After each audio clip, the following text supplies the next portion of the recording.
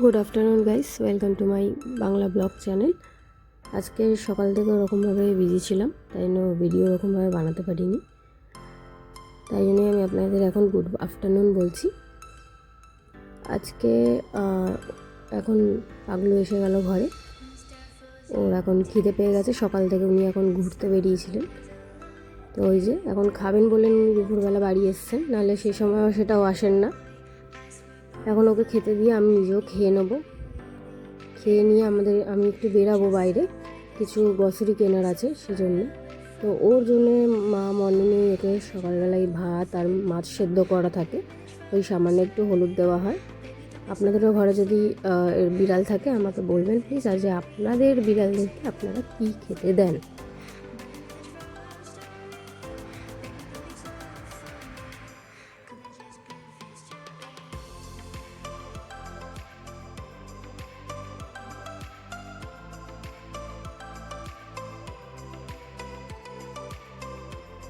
ভাতের সাথে আমি একটুখানি মাছটাকে ভেঙে আমি মেখে নিই, যাতে ওর খেতে সুবিধা হয়। চলুন ও খেয়ে নিই, আর আমি আমার খাবারটা বেড়ে নিই। দেখি মা আজকে কী রান্না করেছে।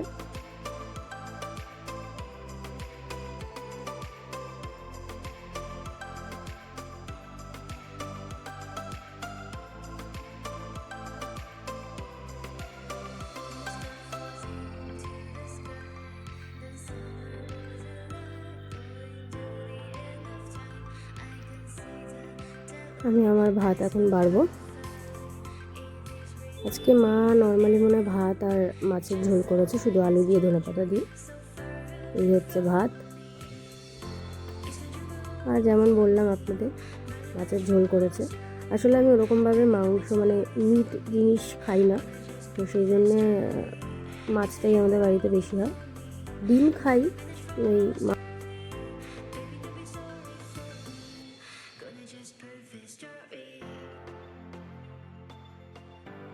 আমি চলে এসেছি গ্রসারি শপে। আমি স্মার্ট বাজার দিয়ে মোটামুটি কয়েকটা গ্রসারি কিনবো। কিছু জিনিস শেষ হয়ে গেছে, সেটার জন্য দেখুন ভ্যালেন্টাইন্স ডের জন্য কি সুন্দর সাজিয়েছে। পাশেই মল রয়েছে, আমি এসেছি হচ্ছে মেট্রোপলিটনে। তো কি সুন্দর ভ্যালেন্টাইন্স ডের জন্য এখানে আবার সেলফির জন্য আবার একটা বুথ করেছে। এই হচ্ছে স্মার্ট বাজার। চলুন ভিতরে ঢোকা যাক। ভালো কিছু অফার থাকে। আমার আসলে ঘরের আমার চিয়া সিড আর ফ্লেক্সিডটা শেষ হয়ে গেছিলো, সেই জন্যই আনতে আসা। আমি এখান থেকেই মোটামুটি কয়েকটা জিনিস কিনে নিই।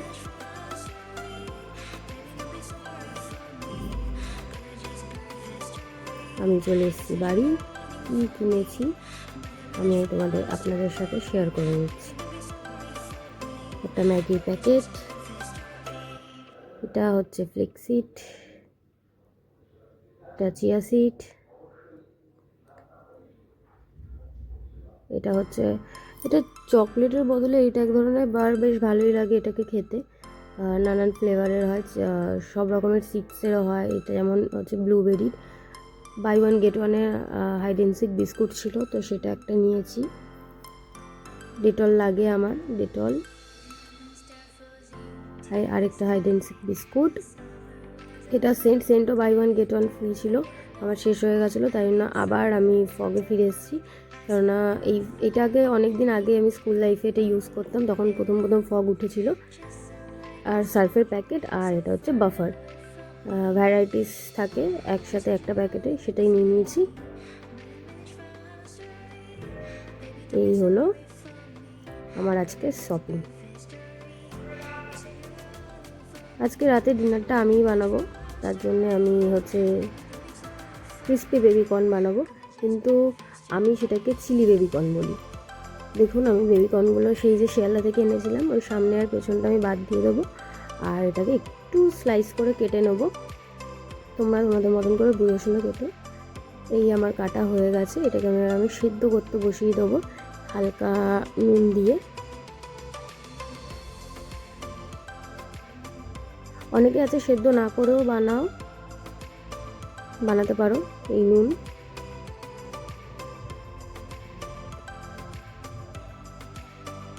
আর এটাকে ভাজার জন্য আমি একটা বাটার, এটা হচ্ছে কর্নফ্লেভার, 1/2 চামচ কর্নফ্লেভার দিয়ে দিলাম। আর হচ্ছে 2 চামচ হচ্ছে আমাদের ঘরে চালের গুঁড়ি থাকে, আমি চালের গুঁড়োটাই প্রেফার করব, 1 চামচ অ্যান্ড 1/2 চামচ। আর সামান্য পরিমাণ নুন স্বাদ অনুসারে। আর এটা হচ্ছে আমি ময়দা দিই না, আমি আটা দিয়েই করি। 3 চামচের মতন আমি আটা নিয়ে নেব।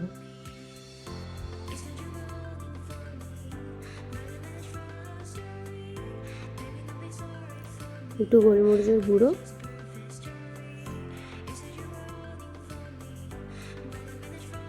তার সাথে গ্রেট করে দেবো আমি আদার টুকরোটা। হয়ে গেছে, চলো এটাকে মিক্স করে নাও।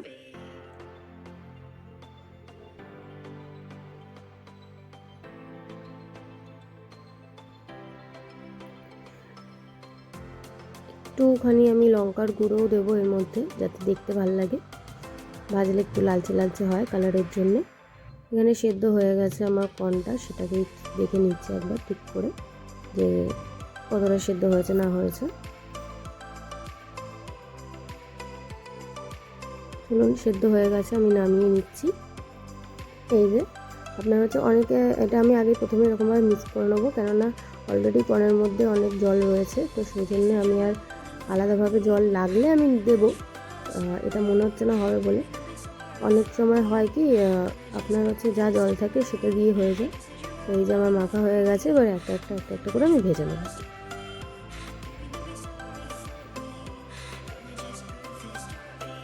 গ্যাসে আমি কড়াই বসিয়ে দিয়েছি তেল গরম করার জন্যে।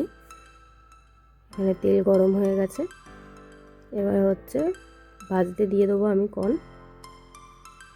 একটু ছেড়ে ছেড়ে করে ভাজতে দেবেন, নাহলে পুরো একসাথে হয়ে যায়। এখানে আমি হচ্ছে রসুন ইয়ে করে নিয়েছি, ছাড়িয়ে নিয়েছি। এটাতে বেশি কিছু ওরকমভাবে লাগে না, যারা করে নিশ্চয়ই জানেন, আমার থেকে অনেক ভালো ভালো শেফ আছে রান্না করেন। এগুলোকে একটু উল্টে পাল্টে নিচ্ছি, আমি তো উল্টাতেও পারি না ঠিকঠাক করে, আমি রান্না পারি না, চেষ্টা করি শুধু।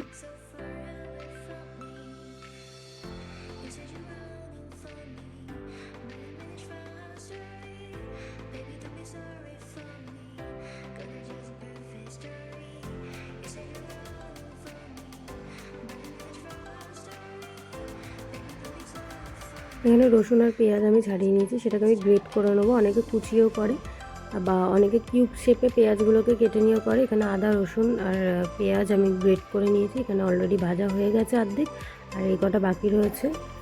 ওই তেলের মধ্যেই আমি হচ্ছে আদা রসুন আর লঙ্কা দিয়ে দিলাম ভাজতে। এবার আমি রসুনটা দিয়ে দিলাম, প্রথমে আমি আদা দিয়েছিলাম আর তারপরে লঙ্কা, তারপরে আমি রসুন দিয়েছি। এটা একটু ভাজা ভাজা হয়ে গেলে, কালার চেঞ্জ হলেই আমি দিয়ে দেবো পেঁয়াজটা। দেখতেই পাচ্ছ হালকা হালকা ব্রাউন হয়ে এসছে। একদম লো হিটে বানানো হবে, যাতে পুড়ে না যায়, পুড়ে গেলেই গেল। এবার আমি পেঁয়াজটা দিয়ে দিয়েছি, পেঁয়াজটারও কালার চেঞ্জ করা অবধি নাড়িয়ে যেতে হবে বা ভেজে যেতে হবে। ওখানে দেখুন অর্ধেক একটা গোটা পেঁয়াজ পড়ে গেল, ঠিক আছে, কোনো অসুবিধা নেই, ভাজতে ভাজতে নরম হয়ে গেলে ও ছোটো হয়ে যাবে।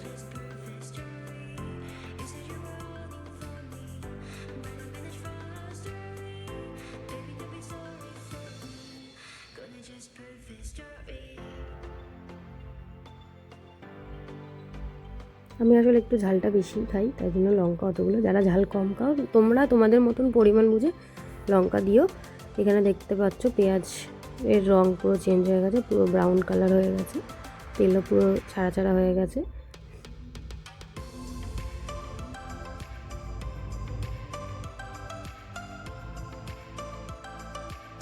আমি এবার একটু দিয়ে দেবো হচ্ছে সোয়া সস, ওই 1/2 টেবিল স্পুন দিলেই হবে। দিয়ে একটু নাড়িয়ে নিচ্ছি, নাহলে কালারটা এক জায়গায় বসে যায়। এবার আমি দিয়ে দেবো হচ্ছে একটু গ্রিন চিলি সস, 1 থেকে 1.5 চামচের মতন দিলেই হবে। দিয়ে দেখতেই পাচ্ছ পুরো একদম কষানোর মতন কষা কষা হয়ে গেছে। এবার আমি দিয়ে দিলাম হচ্ছে 1 চামচের মতন ভিনিগার, যাতে টেস্ট মেনটেন থাকে। এবারে আমরা দেব হচ্ছে সস। আমি হচ্ছে কিষানের টমেটো সসই ইউজ করছি। এখানে 5 থেকে 6 টেবিল স্পুন আমি কিচেন সস দিয়েছি। দিয়ে একটুখানি নাড়িয়ে নিচ্ছি যাতে পুড়ে না যায়।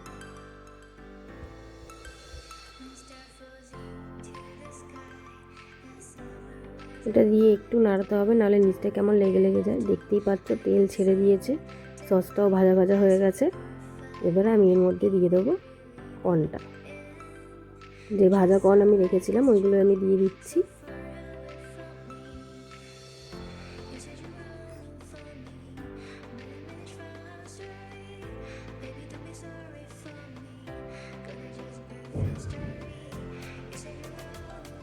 অনেকে এইভাবেও করে খেতে পারো, একটু মাখা মাখা টাইপের, কিন্তু আমি যেহেতু পরোটা বা রুটি দিয়ে বা ফ্রাইড রাইস দিয়ে যারা খাবে তাদের জন্যই বলছি, তারা ঝোলও রাখতে পারো, কোনো অসুবিধা নেই। দেখতে পাচ্ছ কি দুর্দান্ত দেখতে হয়েছে, আমার দেখে এখনও লোভ লাগছে। খেতেও টেস্টি হয়েছিল। আমি তাই জন্য আমি যেহেতু পরোটা দিয়ে খাবো তার জন্য আমি একটুখানি জল দিয়েছি।